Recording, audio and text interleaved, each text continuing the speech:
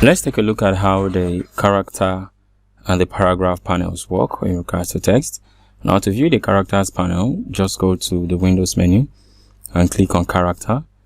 Do the same thing for paragraph, but mine, the paragraph and the character are the same group. So I'm just going to navigate to the paragraph and the character on one group.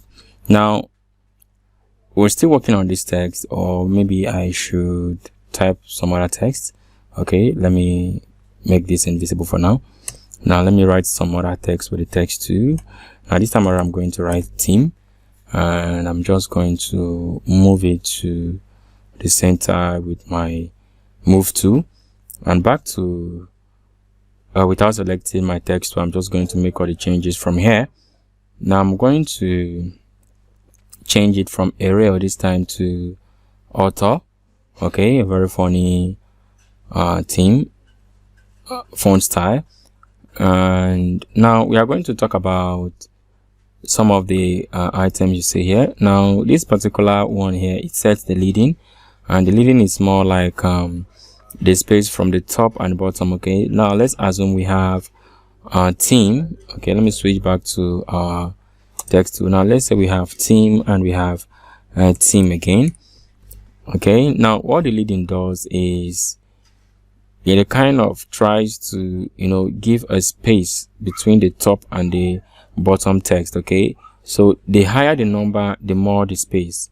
The lower the number, the lower the space, and the lower it goes, it tends to merge, as in be on top one another, kind of superimpose. Okay, so here it's what the leading does. Okay, so if you want it to be under and give a little space from the bottom, as in from the top text, you have to put a high lead number. Okay, now I'm just going to undo that a couple of times, and I believe I won't be needing that, so I'll just undo that up to where I typed that theme for the second time.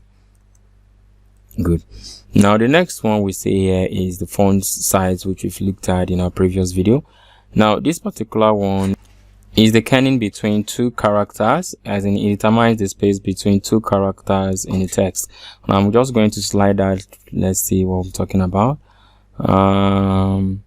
Here we have metrics and optical, and we are going to look at that. Now if I change that, you're going to see what happens to theme, that it kind of changes a little, but we're going to treat that in the next one here, which determines the tracking of selected characters. Now I'm going to move that to 120, and you see that the characters are further apart from each other. The lower the number, the more closer the characters, the higher the number, the more further the characters from each other. Okay, and this one determines the width of the character or the width of the text, and this is in terms of color.